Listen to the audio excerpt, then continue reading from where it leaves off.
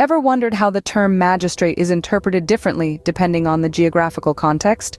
Today, we delve into the intricacies of this term within the legal framework. The term magistrate, without any qualifying words, is viewed in two different lights. When we refer to an area outside a metropolitan area, the term magistrate is understood as a reference to a judicial magistrate. However, within a metropolitan area, it's synonymous with a metropolitan magistrate.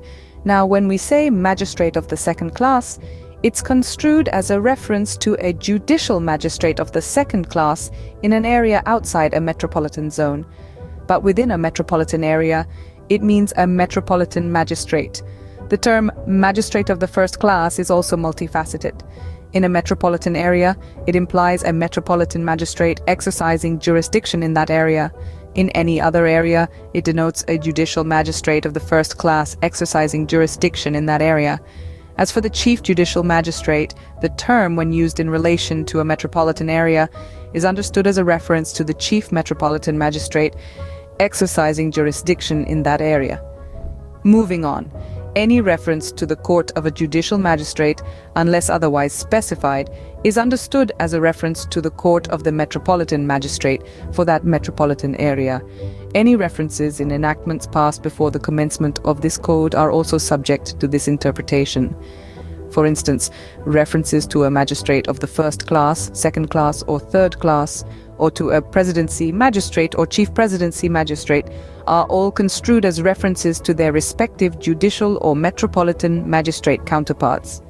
Even areas included in a metropolitan area are subject to this understanding. Any references to a magistrate of the first or second class in relation to such an area are taken as references to the metropolitan magistrate exercising jurisdiction in such an area.